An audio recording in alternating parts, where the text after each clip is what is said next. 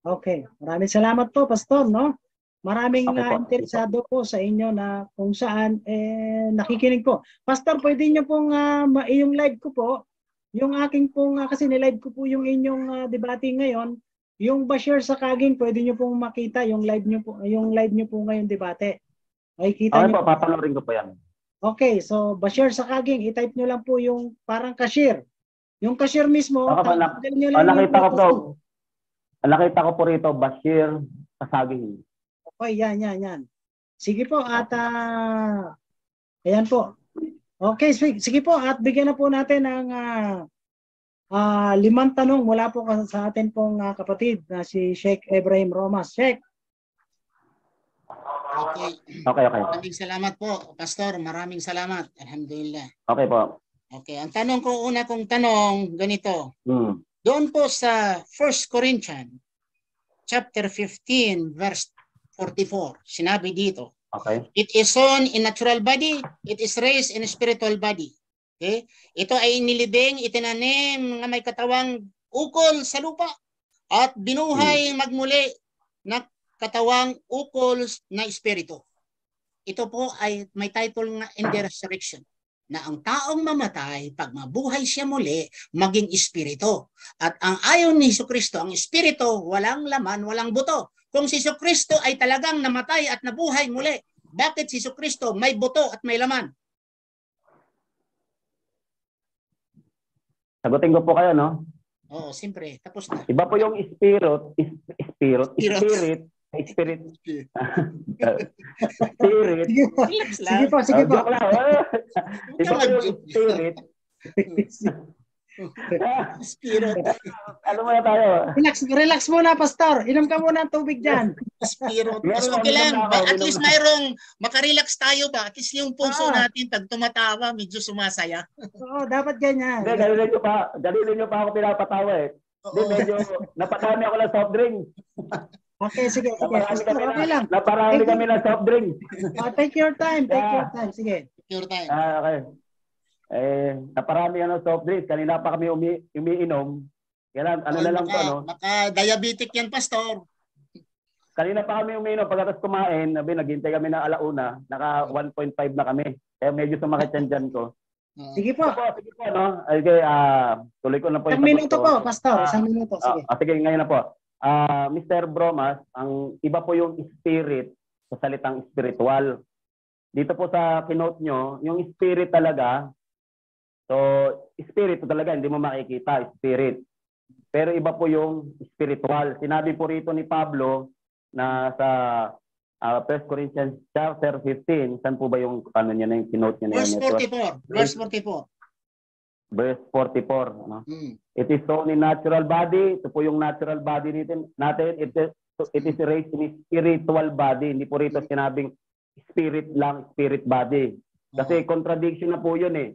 Spirit and body. Yung spirit, hindi nakikita. Ang body, ito yung nakikita. May physical appearance.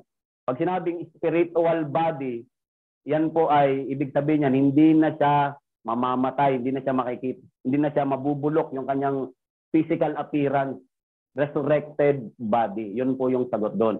Sinabi rito ni Jesus Christ, or a spirit, ibang tinutukoy rito ni Jesus Christ, yung spirit na hindi nakikita.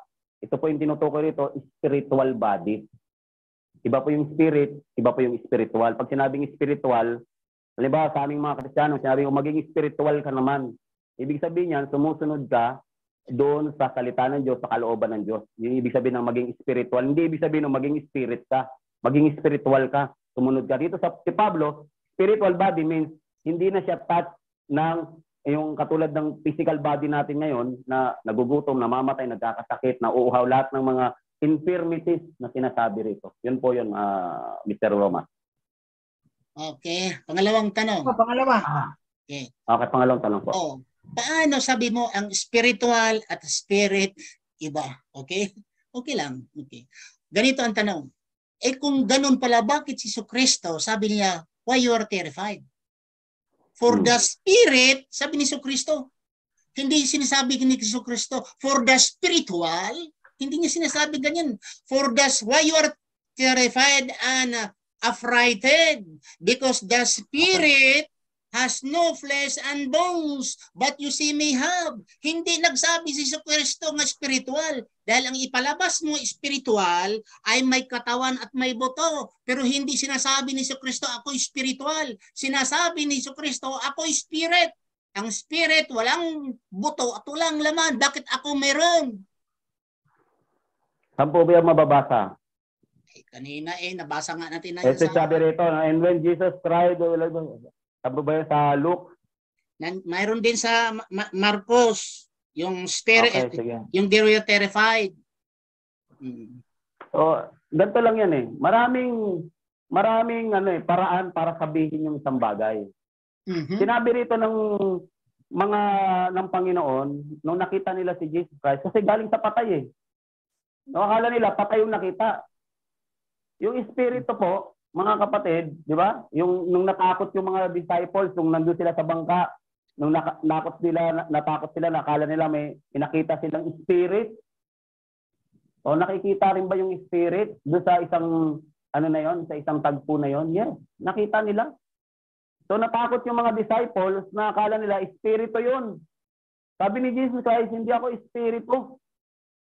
Ako ay may dugo, di ba, resurrected body na nga siya eh. Kaya nga sinabi mo, kahit siya nakakakain. Yung espiritu po, wala siyang physical body. Wala siyang physical na katulad ng hindi siya nakakakain, hindi siya nakakainom. Yun po yung espiritu.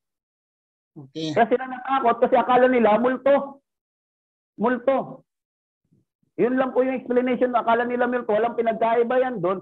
Nung namamangka sila, doon sila sa bangkat, naglalakad ang Panginoon sa tubig at nakita nila na natakot sila, nakala nila espiritu. Nang sinabi ng Panginoon, kayo matakot, ako to. So, yun lang po yun ang explanation nun, nakala nila multo. Okay. Spirit. Next na tanong. Sige po. Pangatlo. Sige po. Pangatlong tanong. Yun pala, pag ang tao pala, tayo, ikaw, mamatay at mabuhay muli.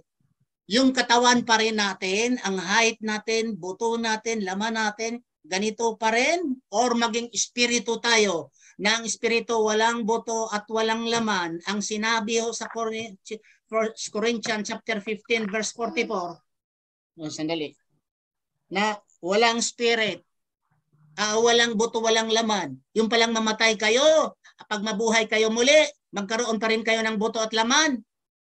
Yun ang tanong. Ay, kaya nahulog yung text mo.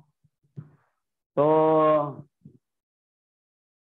tawag ko ng resurrected, lahat ng meron ka ngayon, babalik ng Diyos. Yun po yun, resurrection. Lahat ng, kung ano yung itsura mo ngayon, yun yung i-resurrect ng Diyos. Pero, hindi ka na mamamatay, magugutom, mauuhaw, magkakasakit. Lahat ng mga sinasabi ni Pablo na infirmities. Again, iba pa yung spiritual, iba yung espiritu. Sa resurrection, lahat ng, kung ano yung appearance mo ngayon, ano yung meron ka ngayon, yun yung i-resurrect. Yun yung sinabi ng Bible. Tanong ko, may kaugnayan ito sa sunod, pang-apat. Ang anghel ba, dahil yung si Jesucristo, tinatanong si Jesucristo yung makaasawa ng 7 sa isang babae, at tinanong si Jesucristo, sino ang maging husband sa kanya? Ang sagot ni Jesucristo, there will be no marriage because we are like angels. Okay. Ang angel ba ay espiritu o hindi? Sabi ng Bible, sagutin po natin yan. Hebrews chapter 1. Hebrews chapter 1. Kalam po, ano?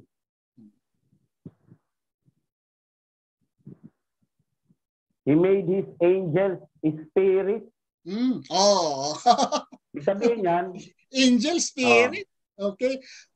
Yan sabi sa Bible. Angel spirits? Yun ba yung sabi sa Bible eh. Sabi rito, no? Okay. Yun po yung sinabi ng Bible. Okay. Ibig sabihin ng pang-last spirit, na tanong. Okay. Pang-last na tanong. Sige. Pang-last na tanong. Sabi kasi, pinapalabas kasi ni pastor na pag namatay ang tao, yun pa rin ang buto at may laman yung nakikita. Ngayon nga si Jesucristo, may buto at may laman. Tapos sabi naman ni Jesucristo, yung may nagtatanong sa 7 mag-asawa, nga nakaasawa sa isang babae, sino may mag-aari doon, sabi ni Jesucristo, you will be like angels. Angel. And what are angels? Ang tanong ko, will be like spirit. Siya mismo. Kinagat na yung ano niya, na siya mismo ngayon nagsabi na ang tao pala mamatay at mabuhay, maging espiritu. At sinabi niya kanina nga ang mamatay at mabuhay ay hindi espiritu, may buto at may laman. Saan ang tama, Pastor? Mamatay ang tao, mabuhay, may espiritu, maging espiritu, or may buto at laman pa ang tao pag nabuhay siya muli? Wala po akong sinabi na maging espiritu. Spiritual, sabi ko.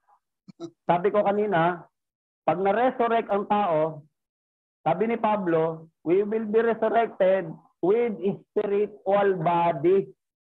Hindi yung magiging espiritu as in walang laman, walang buto. Yun po yung sinasabi ni Pablo, spiritual body. Ngayon kung sinasabi mo, kung ano ba ang mga tinatanong mo sa akin, kung ano ba yung espiritu, yung mga angels, saan ba sila? Sabi ni, tandaan mo, sinabi ng Panginoon, they will like angels. Kasi tinanong doon sa context doon, kaninong asawa siya, pagdating doon sa, kasi may 7 siyang asawang lalaki, pagdating doon sa kamatayan o doon sa ano, kanino siyang asawa. Sabi ng Panginoong Jesucristo, ubos na yata ang 1 minuto eh. Marriage. They will be like angels. Ibig sabihin, mga anghel, di naman nag-aasawa. Yung pong ibig sabihin nun. Wala nang, it doesn't matter kung kanino siyang asawa doon. Yun Okay. po yung context. Tapos na. Pang-5 o tapos na? Tapos na. Okay na po, tapos na po. Alhamdulillah.